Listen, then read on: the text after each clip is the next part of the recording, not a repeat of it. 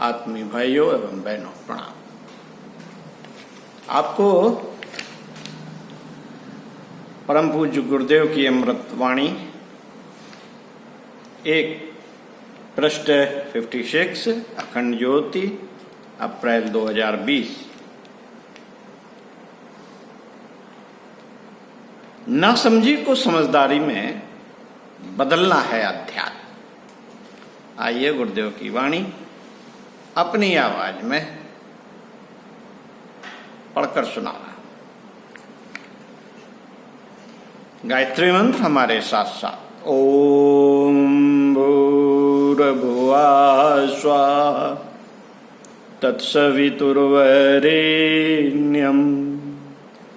भर्गो देवस्य धीमहि धियो यो नः प्रचोदयात्।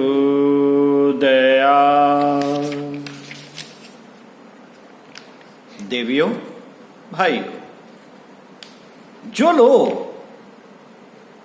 अपने कार्य पूरे करने के लिए, पैसे इकट्ठे करने के लिए और दूसरी चीजों के लिए अपनी जिंदगी को तबाह करते रहते हैं, मित्रों, मैं उनको समझदार कहूं? कैसे समझदार कहूं? मैं तो उन्हें ना समझ कहूंगा। आपकी दुनिया ना समझे और आध्यात्मिकता का उद्देश्य आदमी की नासमझी को समझदारी में परिवर्तित करना है। मेरे साथ भी यही हुआ। 45 वर्ष पूर्व मेरी नासमझी में समझदारी का समन्वय किया गया और मैं छोटा सा नासमझ मनुष्य और छोटा सा मगरमच्छ, स्वार्थों का मारा, इच्छाओं का मारा, वासनाओं का मारा एक गए गुजरे छोटे से मनुष्य के पास ज्ञान की धारा की एक अमृत किरण आई और मैं जाने क्या से क्या हो गया।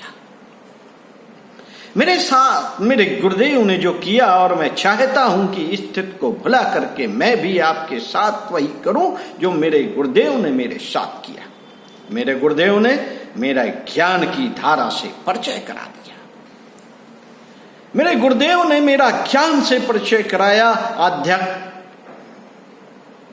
आध्यात्मिकता उस चीज का नाम है जो मनुष्य के जीवन में समाविष्ट हो जाती है और जीवन में जो ज्ञान उतारा जा सकता है उस चीज का नाम है आध्यात्मिकता।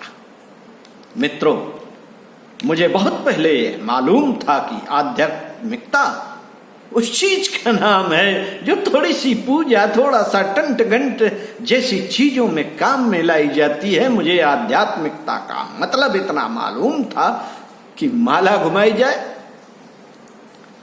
माला घुमाई जा सकती है, पूजा की जा सकती है, रामायण गीता भागवत पढ़ी जा सकती है, भगवान को चावल चढ़ाया जा सकता है, रोली चढ़ाई जा सकती है, आरती उतारी जा सकती है।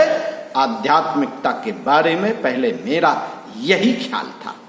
फिर मेरा यह ख्याल बदल गया। मेरी अक्ल और समझ को बदल दिया गया। उसमें जमीन आसमान जैसा फर्क हो गया। मुझे जब असलियत मालूम पड़ी तो मैंने कुछ और ही बात पाई।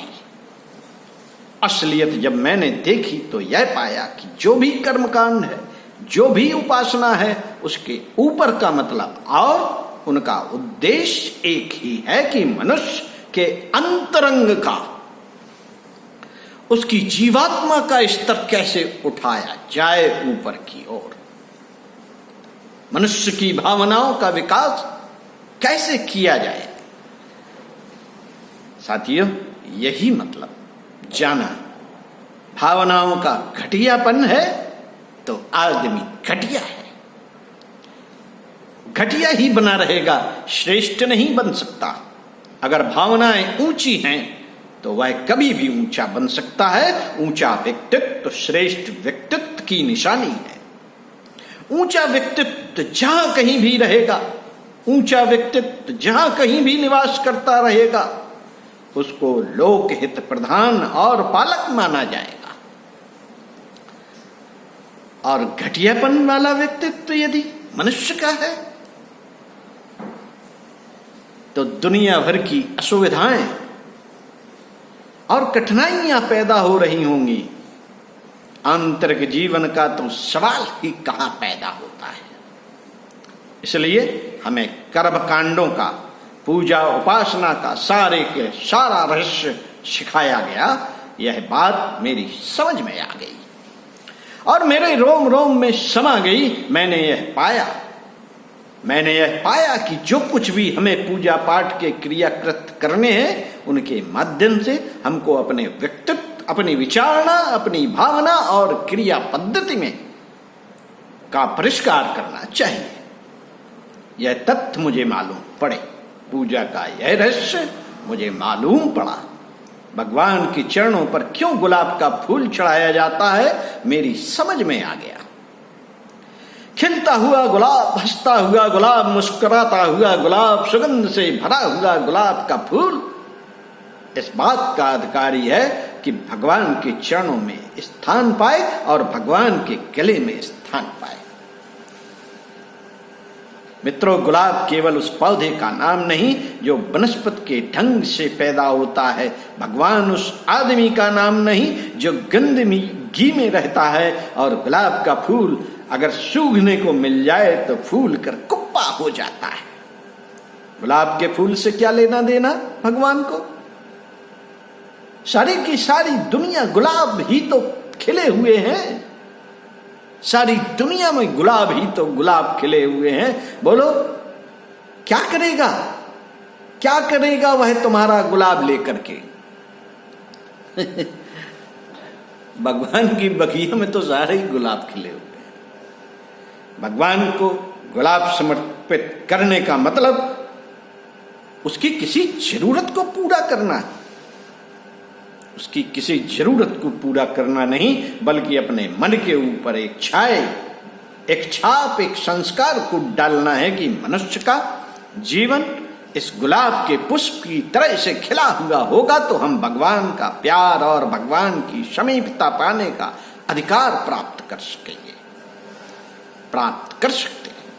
क्या हम गुलाब के फूल के तरीके से खिलने की कोशिश करते हैं?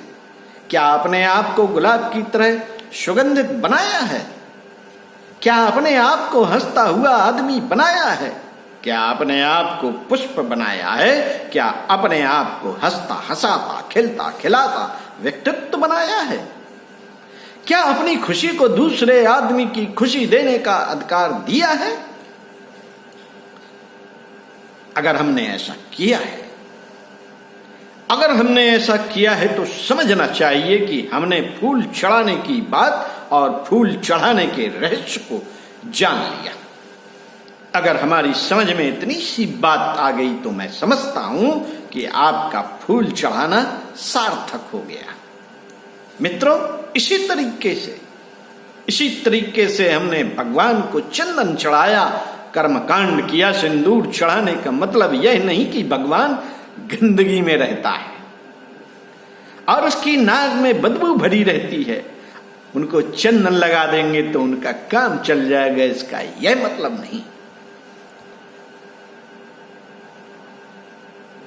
भगवान जहां रहता है वहां खुशबू की कोई कमी नहीं। जहां सुगंधित पदार्थ बहुत भरे रहते हैं वहां धूप बत्तियां बहुत जलती रहती हैं। अगर हम चंदन ना चढ़ाएं तो भगवान जी को कोई तकलीफ होने वाली नहीं। सुगंधित पदार्थ चढ़ाने का मतलब यह है कि हमारा जीवन शांत और सुगंधित हो। जहां कहीं भी चंदन लगाया जाए वहां शांति और सुगंध हो।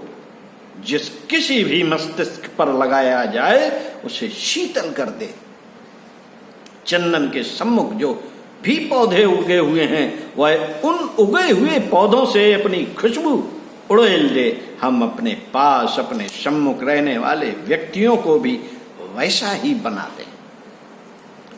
जैसा कि चंदन अपने समीप के पौधों को सुगंधित बना देता है, चंदन के आसपास सांप, बिच्छू के जहर का उस पर कोई असर आया नहीं आया।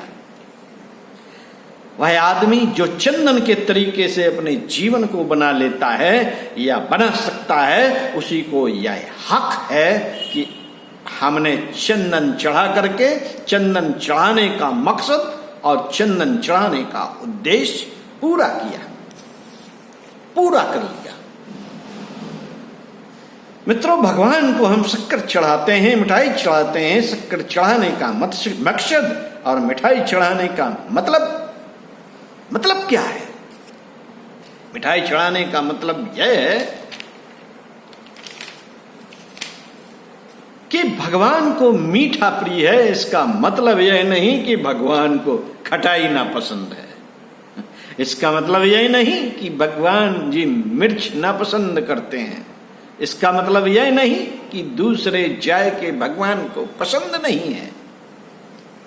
मिठाई चढ़ाने का मतलब सिर्फ एक है कि भगवान सबसे ज्यादा जिसे प्यार करते हैं, भगवान को सबसे प्रिय वस्तु जो हो सकती है वो मनुष्य की वाणी की मिठास है, मनुष्य के व्यवहार की मिठास, मनुष्य की क्रिया की मिठास, मनुष्य की वृत्तियों की मिठास। अगर मिठास हमारे जीवन में हर क्रियाकलाप में घुस जाए तो हम इस बात के अधिकारी बन सकते हैं कि भगवान को हमारा जीवन और हमारी मनोभावना को मीठे की तरह समर्पित कर सकते हैं। हमारा व्यवहार मिठास से युक्त हो। आइए आगे दूसरे वीडियो में गुरुदेव के प्रवचन को हम पढ़ के सुनाएंगे। दीपक जलाने का रहस्य। ओम।